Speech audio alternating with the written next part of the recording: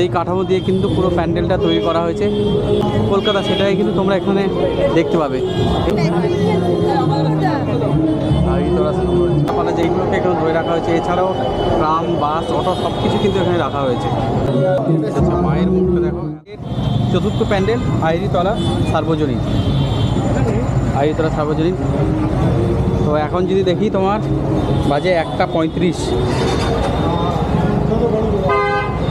এই যে সামনে আমাদের ডান দিকে তো রাস্তার উপরে হয় বলে একটু জ্যাম থাকছে। বা এখানে সত্যি একদম দারুণ। এখানে এলে কিন্তু বুঝতে হয়ে যাবে যে সেই আমাদের যে হাতে টানা রিক্সা যে থাকতো সেটা কিন্তু এখন থাকে না। আর এটা হচ্ছে পুরোপুরি আমাদের ঘরে যে থাকে বাক্স, সেই সব নাম্বারটা রয়েছে আইরিতলা, নিমতলা। আর এখানে ম্যাপেরও একটা দৃশ্য দেখানো হয়েছে, অসাধারণ। এই প্যান্ডেলটার যে পুরনো এই যে কাঠামো থাকে না, ঠাকুরের যে কাঠামো, সেই কাঠামো দিয়ে কিন্তু পুরো প্যান্ডেলটা তৈরি করা হয়েছে। আর এখানে এলে কিন্তু দেখতে পাচ্ছি ফেরিঘাট, মানে কলকাতার যে পুরনো যে কলকাতা সেটাই কিন্তু তোমরা এখানে দেখতে পাবে। এছাড়াও এদিকে দেয়ালে রয়েছে সেই বিভিন্ন দেয়ালে যেসব লেখা থাকে আর কি, সেইসব জিনিসগুলো রয়েছে। জাস্ট অসাধারণ। এখানে একটা দরজা করা হয়েছে কাঠামো দিয়ে তৈরি।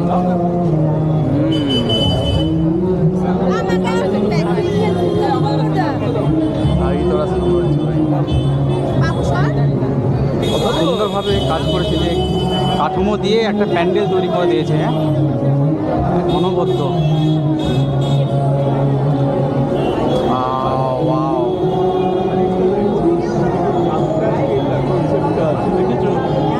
যাত্রাপাড়ারে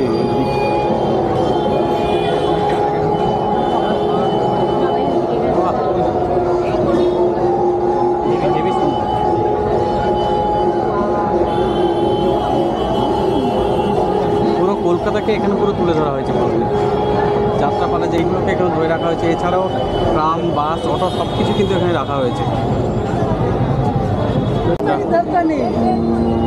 যাত্রাপালা রয়েছে, রাঙ্গামাটি।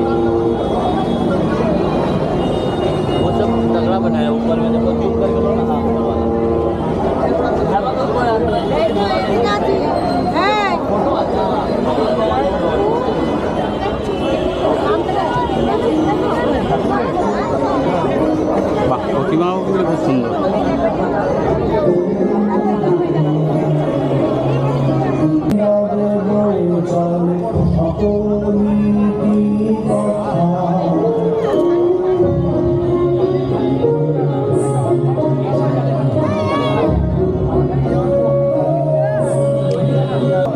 মায়ের মুখটা দেখো, এত সুন্দর লাগছে।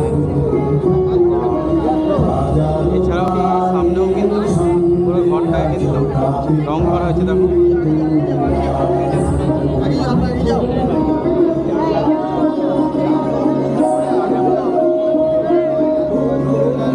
আর ওখানে যে পুরনো যাত্রাপালের যে থাকে সেগুলো কিন্তু এখানে রাখা হয়েছে।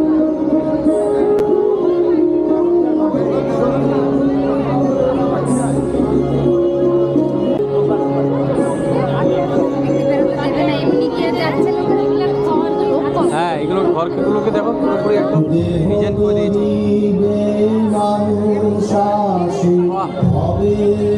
অরিজিনাল বাড়িগুলোকে কত সুন্দরভাবে ডেকোরেট করা হয়েছে। এছাড়া এখানে একটা শোভা বাজার,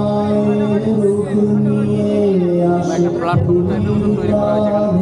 আইরিতলা সার্বজনীন পুজো মণ্ডপ থেকে বেরোলাম, বেশ দারুণ করেছে। মানে পুরনো কলকাতাকে এখানে তোমরা কিন্তু একসাথে দেখতে পারবে। তো এবারে আমরা যাব হচ্ছে আর একটা পুজো মণ্ডপের সামনে। তো কন্টিনিউ ভিডিওটা দেখতে থাকো, দেখা হচ্ছে আর একটা নতুন ভিডিওতে।